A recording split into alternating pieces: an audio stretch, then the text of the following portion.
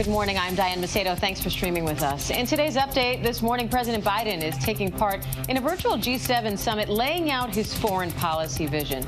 He's also expected to announce a donation of vaccines to underprivileged countries. And later today, the president will visit a Pfizer manufacturing site in Kalamazoo, Michigan, where he will meet with workers producing the COVID vaccine. Meanwhile, the Biden administration is formally offering to restart nuclear talks with Iran. Iran's foreign minister says the U.S. must lift all sanctions before Iran will make any moves to dial back its nuclear program. President Biden campaigned on reviving the nuclear deal after former President Trump withdrew from the 2015 deal with Iran and other world powers. And there's breaking news from Buckingham Palace this morning. Prince Harry and Meghan will no longer return as working members of the royal family after conversations between Harry and the Queen. The Duke and Duchess of Sussex announced last year that they were stepping back from official royal duties subject to a 12-month review. Now, a month earlier than planned, it's official that they will not be working members of the royal family. Prince Harry will lose his honorary military appointments and his formal royal patronages. The Queen said in her statement that the Duke and Duchess remain much-loved members of the family. And the power is slowly coming back on in Texas as the state deals with a historic deep freeze. Cars, in some cases, are fully encased in ice after pipes burst in parking garages. More than 150,000 people are still without power in the freezing cold. That's down from a peak of more than 4 million. But residents are still facing a dangerous water shortage after the blackout affected water plants and freezing temperatures burst pipes. Marcus Moore is in Dallas with the latest. Marcus, good morning. Diane, the cold still has a very firm grip on the region here with temperatures in the teens and the wind chill in the single digits. And also people here now facing new struggles in the midst of this crisis. We're talking about water pipes that have burst inside homes and apartments across the state here. And the power situation is only the beginning of this crisis that's unfolded. And as power comes back, people are now dealing with boil water notices. There are more than 13 million people being told to boil their water here across the state, all as a result of this catastrophe that has unfolded this week. And we have seen striking images from Houston, people lining up to fill buckets with water and using that as their primary source. And even more striking images from overnight of what firefighters have been enduring. A massive apartment fire there lit up the night sky. And what they were up against was frozen fire hydrants. 75 firefighters then were left trying to battle the flames that absolutely destroyed that apartment building. So we know in the midst of all of this that federal aid has been coming into the region. A couple of military jets dropping off generators and foods and supply to the Galveston area as well as other parts of the state, all as it begins to thaw out. And for the first time in 6 days, Diane, the temperatures here are expected to get back above freezing today, later on today, and that is a small glimmer of hope here for the people who've had a really hard week. All right, they sure have. Marcus Moore in Dallas, Texas. Thank you. And now to the latest on the pandemic. More than 41 million Americans have now received at least one dose of a COVID vaccine. With more people getting their shots every day, some businesses are now considering requiring employees to get the vaccine before coming back to work in person. ABC's Andrew Dimbert has more. For the better part of a year, as the pandemic crescendoed to unthinkable heights, the nation's top health officials have long maintained it would take a vaccine to really turn the tide. When your turn comes up, please get vaccinated, both for your own safety, for that of your family, and that for the American community in general. And as 2 vaccines have arrived to the public since December, the CDC says more than 40 million Americans have rolled up their sleeves to get the shot. More vaccinated Americans may signal a return to the days of going back to the office and cubicles, to assembly lines and kitchens and bars. But what if that return was dictated by the vaccine? Put another way, can your boss force you to take it?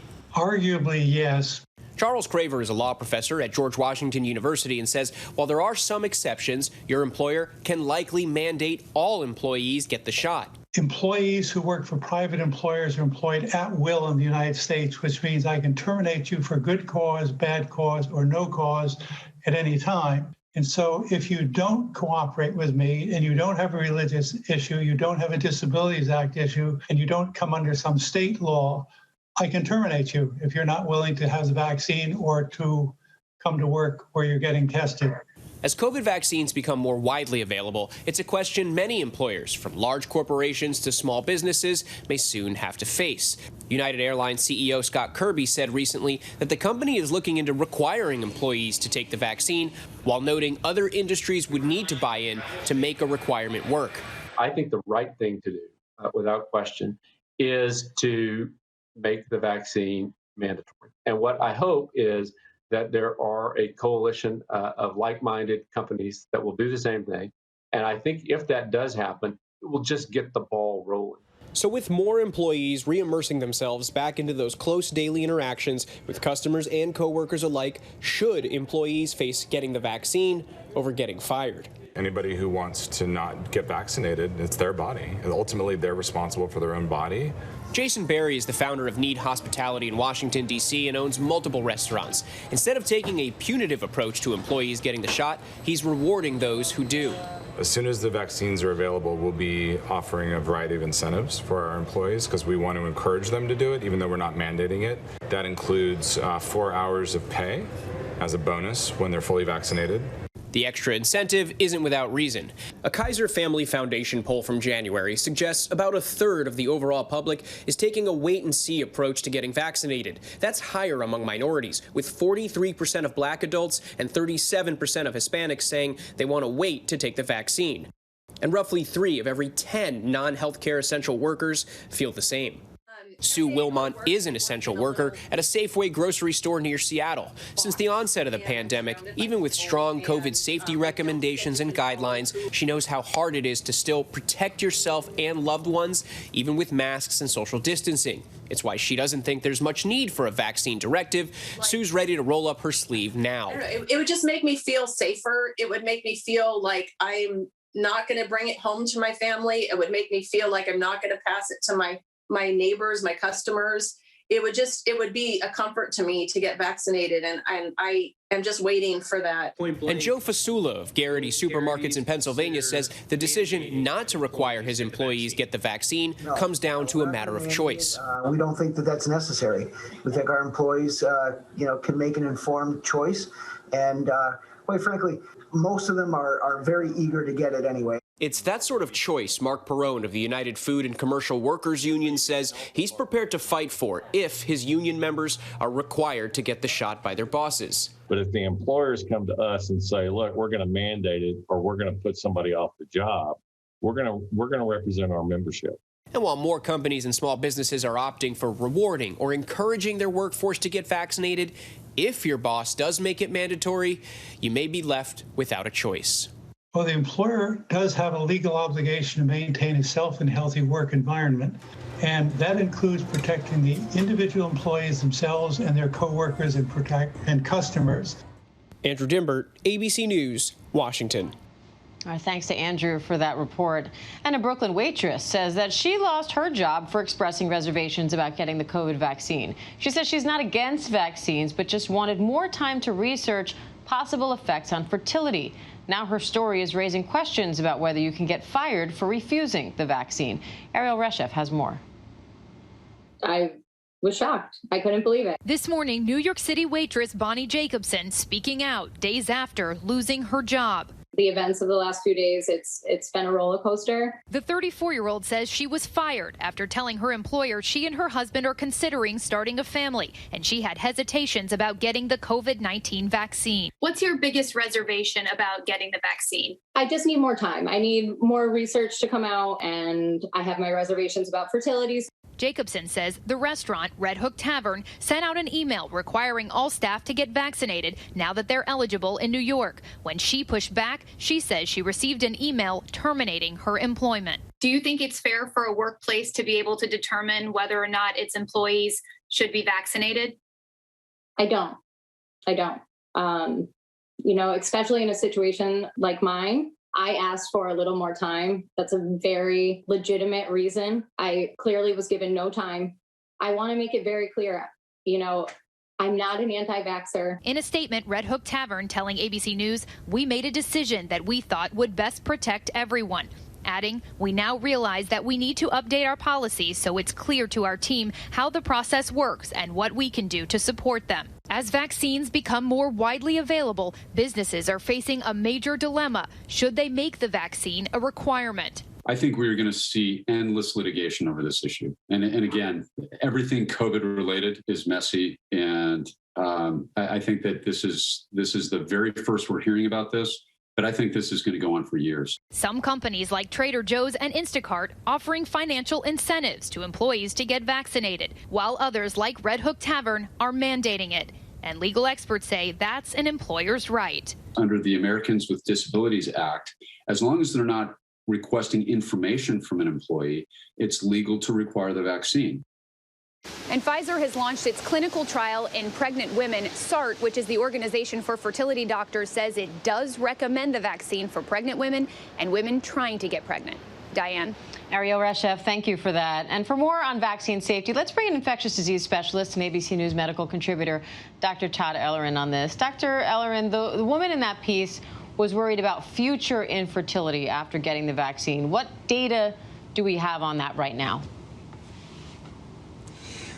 Diane, there is no data on this. There's no credible biologic mechanism. There's no plausibility that the vaccine itself is going to affect fertility. And in fact, remember, we haven't heard anything that COVID-19, and there's been hundreds of millions of people around the world that have been infected, and we're not hearing about any fertility issues. So I do think this is important. There is disinformation out there. We do have to combat that. It's not enough for me to say that there's no evidence. We also want to see people come forward, women who have been infected before and who get pregnant and have healthy pregnancies and normal babies, and we want to hear those voices so we can sort of have an evidence-based approach, but also an emotional approach. This isn't all about the science. This is, a hot emotional topic. So, but so sure far, is. I would say, yeah.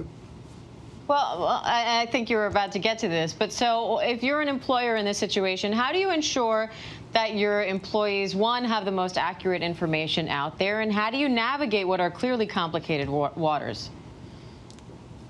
So, Diane, these are complicated waters, and you're looking at someone right now who's an employee of an organization that has mandatory influenza vaccinations. Let me be clear. If I don't get my flu shot this past year, I will be terminated, okay? So, and remember, you're battling the principles of beneficence, wanting to do good, to not do any harm, to keep workplaces safe. And we know that vaccines will obviously help that, versus autonomy, where we want, ideally, people to be able to make their own decisions. But when it comes to major public health implications, you can understand why organizations could want to mandate this to make sure that the workplace is as safe as possible. So what do we know so far about virus transmissibility after getting the vaccine?